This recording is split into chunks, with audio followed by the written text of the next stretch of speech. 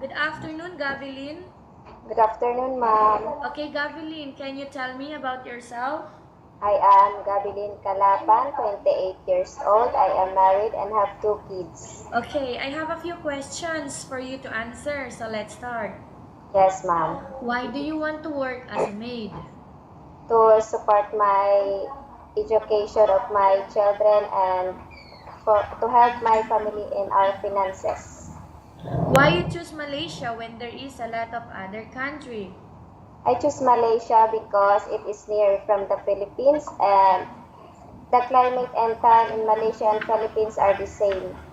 How are you qualified for this job? Because I am hardworking and honest person, ma'am. May I know what your educational level is? A high school graduate, ma'am. What is your recent working experience? Um, Cashier, ma'am, in a fried chicken stall. Have you worked abroad before? No, ma'am. Do you have experience of taking care of baby? Yes, ma'am, since birth of my children. How about elderly? No, ma'am, but I am willing to learn. Do you have any other special skills? Yes, ma'am. Like, Cooking, okay. cooking, cleaning, laundry, and ironing, ma'am. Okay, are you willing to learn new skills? Yes, ma'am. Are you willing to work with the family where the mother-in-law or any relatives stay together? Yes, ma'am. Currently, are you still working now? No, ma'am. Do you know how to cook? Yes, ma'am. What sort of food can you cook? Filipino food, ma'am. Okay. Like paksiw, tinola, adobo, mechado, and afritada, ma'am.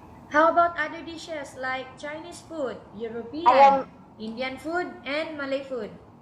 I am willing to learn, ma'am. Okay. Are you aware that you will have to do washing, cleaning, ironing, and cooking Yes, ma'am. from all the house chores like washing, cleaning, ironing, and cooking? Which do you like most? Cooking, cleaning, laundry, and ironing, ma'am. If ever you were selected to work in Malaysia, who will take care of your kids? My mother and my husband, ma'am. You are not allowed to use handphone during working hours. Yes, ma'am. You are only allowed to use handphone after you finish all the works and when going to bed. Yes, ma'am. You are strictly needed to surrender the handphone to your employer in the morning, and your employer will return back to you once you're going to bed. Yes, ma'am. If ever your employer finds out that you're abusing of using your handphone and it's affected your work performance, your employer will confiscate your handphone and you are not allowed to hold it anymore. Yes, ma'am. Instead, your employer will allow you to call to your family 3 times in a month. You only allowed to bring normal phone and you are not allowed to bring smartphone. Are you agreed for the terms and condition? Yes, ma'am. Are you agreed to the rules and regulation for the handphone? Yes, ma'am. How many years is the contract as you agreed and understands? 2 years, ma'am. Can you describe for me your ethics, your attitude? Uh, I'm a hardworking, honest, and disciplined person, ma'am. How can you assure to us that you will work hard in Malaysia? I will hard work. I will work hard in Malaysia, ma'am, because I am dedicated to my job and I don't want my employer disappoint me. Can you promise not to use the telephone without the permission of your employer? Yes, ma'am. Can you promise not to put on makeup but to dress properly while work? Yes, ma'am. Can you promise not to invite friends and relatives without the consent of your employer? Yes, ma'am. Can you promise not to ask for advance salary from your employer under any circumstances? Yes, ma'am. Do you really understand of the rules and regulation of the agency? Yes, ma'am. Okay, do you pay any placement fee for you to come to Malaysia to work as a maid? No, ma'am.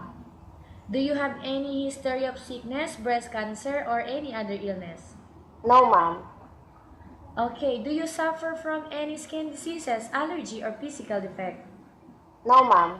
Have you suffered from any serious illness? No, ma'am. Do you smoke? No, ma'am. Have you undergone any operation? No, ma'am. Are you medically fit? Yes, ma'am. Are you in any medication? No, ma'am. Are you allergic with any food? No, ma'am.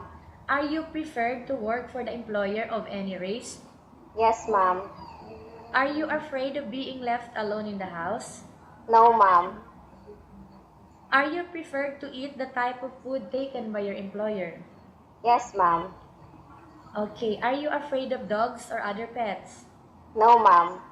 Can you promise to work according to instruction from your employer? Yes, ma'am. Do you have any immediate family here in Malaysia? No, ma'am. Are you afraid of heights? No, ma'am.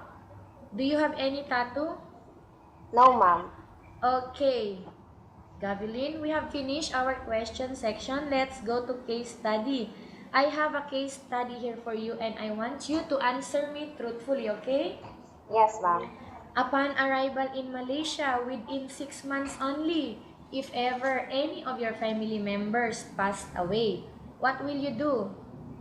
I will work, ma'am, until I finish my contract and I will send money for my family.